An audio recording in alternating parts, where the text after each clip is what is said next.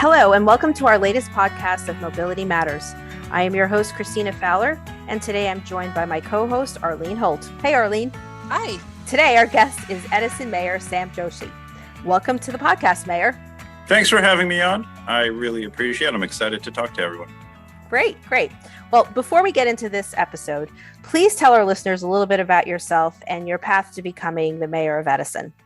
Sure. So, one, I was born and raised in Edison my whole life. I went through the entire public school system here. I chose to live here because I love this town. I feel very passionately about it. I first started my internship when I was 14 years old under Mayor Spadaro. And I was always involved with government and with every mayor. Mayor Choi had me as an intern as well. And then fast forward to my first appointment that I got, where I served on the Fair Rental Housing Authority for 4 years. Actually, 4.5 years I served on the Fair Rental Housing Authority. And then 2 years on the zoning board. And then I spent 4 years on the city council. I was elected in 2017 for the first time. I served 2 years as vice president of the city council. And then I decided to run for mayor last year. And I was very fortunate and very humbled to have won. And here we are. I'm 4.5 months into, almost 5 months into my administration. Things are going very well. And I look forward to making a huge difference in Edison. So one of the things that we were struck by was your agenda for outdoor spaces and the emphasis that you placed on investing in those spaces. So one of the things that's really important to our listeners is about bicycling and pedestrian safety, and a lot of our listeners really enjoy bicycling along the Middlesex County Greenway, especially the portion of Edison. How long is the Greenway in Edison? And talk to us a little bit about how the Greenway Committee is utilized in Edison. So the Greenway is wonderful in town, but it actually spans over multiple towns. It's actually a good portion of it. The majority of it is older railroad tracks that were then replaced, and those railroad tracks that are no longer being used were replaced with a Greenway walkway. That's really how we made it. So it's as of now, over the course of a few different municipalities, ranging from Woodbridge to Edison, Metuchen, and so forth. It's 3.5 miles long right now, of which 1.75 miles are just in Edison. Wow. And it's wonderful because it's heavily utilized. What we saw, at least what I experienced in the pandemic and what I hear from residents all the time, is because of the pandemic, people had a new appreciation for outdoor spaces, and recreation has become a larger part of our daily needs or requests, and we want to be able to accommodate them. That's really why we have a huge emphasis on outdoor walking spaces, biking paths, and so forth. We want to be able to have more spaces that people can just go outside and, quite frankly, hang out, spend more time with their families and friends. During your State of the Township address, you had talked about being a kid and riding your bike to Roosevelt Park. And Roosevelt Park is a park that is also near and dear to my heart. But can you talk a little bit about how those outdoor spaces influenced you and drove you to incorporate such a heavy investment in the park system in Edison? It's your community.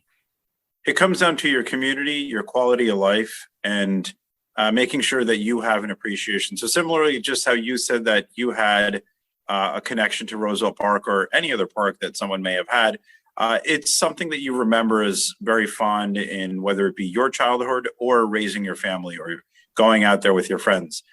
That is what we need to do for generations to come. And the way that we do that is by making those investments, making sure that, I'll give you one example. For me, in James Madison Intermediate School, where I went to school off of New Dover Road, we had the tire it was a playground made out of tires. Mhm. And it was such a fond memory. To this day, people that experience or had that playground for the few decades that it was up, very fond memory. People love it, but that's what I want to have. That's what I want to make sure that children nowadays are afforded with as well. So that's the reason why we're trying to make that sort of an impact. Buildings will come and go, and no doubt they can certainly make an impact on people's lives, but not the way that you can just have through an experience in the park. Mayor, I wanted to ask you, I saw last week that you and the mayor of Metuchen were doing the bike tour around Edison and Metuchen. Are you an avid cyclist as well, or is that just more for fun? It's more for fun. We actually found out that this was the largest turnout of the mayor's bike tour. Impressive. I attribute it for a couple of reasons. One, the weather was great. Two, there are more people now, again, post-pandemic or pandemic era, that got bikes. Mhm. And so you had a lot more people with bikes wanting to use them. This was also something very fun that's done just between both mayors. It's just to promote cycling and outdoor utilizing more recreational space. Happens to be that we chose to bike around both of our towns. Great. So are there any biking and walking capital improvements that you're planning to implement in the next couple of years? Yes. So what we have is unique in Edison. Edison has 32 square miles, and within our 32 square miles, we have more than 30 parks between the municipality and the county and state as well. We have more than 30 parks, and we want to have walking and or bike paths in each of these, because this way, geographically, we would have, in theory, we would have one park with either a biking path or a walking path in every square mile of town. And so you may not have a walking path or a bike. I'll just call them trails. Yeah. You may not have a trail everywhere in every neighborhood. However, we can have one in every park. And so that is what your neighborhood gem would be. That's something that you can look forward to. That is that's a big goal. But that and we've already started it. That's really what our vision is. But a lot of these things, for example, with Swales Park, if you go to Swales Park right now, which is just south of Woodbridge Avenue, we've started it. The walking path and trail has been kicked off. That's alongside our community garden volleyball court. It's under construction right now. It's going to be done within a few weeks. Right. We have a limited amount of resources and funds as a municipality, but we are aggressively using them as much as we possibly can. Mm-hmm. You speak a lot about incorporating art within the park system. One of your campaign topics, was about the open air women's museum, but also at Swales Park, you want to incorporate art. Talk with us a little bit about why this is important for your administration, but as well as for the residents of Edison. So the concept was really to have a couple of things. One, we want to have more arts because there's a better sense of community. We've seen that people appreciate murals. We've seen that people appreciate artwork. And so we're excited to put forth an Edison Township Arts Council. We'll be doing that probably within the next few weeks. And we want them to really spearhead these projects from a government standpoint, less, because right now we have a nonprofit that really does everything, but we need to take a more aggressive approach towards this, because we want to be able to meet timelines and we can just faster. So I'm excited about it because we can utilize, the concept is simple. When you go down the Greenway, there are so many buildings where they have their backs to the buildings itself. Why not put murals all along them? If we're going to do it, let's have a theme towards it. And we try to accommodate so many different themes throughout Edison. We have the space to be able to do so. But one that I noticed we don't have is one just dedicated for women's empowerment. And so this is the concept that we want to have, and we'll be able to do that through our Arts Council. Yeah, I saw the renderings for that. I think that was around Tano Mall, right? Around that area. Yeah, it's really nice. I'm looking forward to seeing it. So we're just about out of time. Before we let you go, we'd like to talk a little bit about the Lucille Ball Pond. Okay. Why is it called the Lucille Ball Pond, and why is it in the news?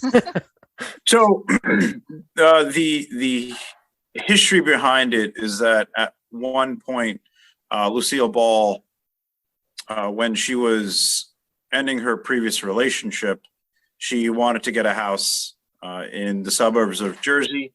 And so she actually went to go visit. The rumor or the fable goes that she came to that particular pond and she viewed one of the houses there and she really liked that pond. However, that's not factually been proven. Mm-hmm. That's what the story says. But it's nice. That's what we go by. We can confirm that she did not buy a house in Edison or Metuchen, but that's pretty much where we're at. And is it being preserved? Is the area around the pond being preserved, or is that still up in the air? The pond will be preserved. The zoning board just had this meeting a couple of weeks ago. The home that was there, so there's a pond, and for the listeners that don't understand or have not seen the site itself, there's the pond, and that pond has a home attached to it, or right on that property itself. However, that home is massive. We're talking, more than 15,000 square feet of a home. It's essentially, back in the day, it would have been considered like a extraordinarily large home. Mm-hmm. And that home has been, it's in terrible shape. It's not habitable anymore. And a developer wants to knock it down, and the zoning board did approve to knock that down because it is a hazard at this point. Mm-hmm. And instead of that gigantic home, there will be 2 homes there. Okay. But that pond will be preserved. That's great. Wonderful. That is great. That is great. Well, that's all the time we have for today. But I wanted to thank you, Mayor, for sitting on our podcast. We really appreciate it. And for our folks listening at home, tune into our next podcast. Should be dropping soon. Funded by the North Jersey Transportation Planning Authority and the Federal Highway Administration.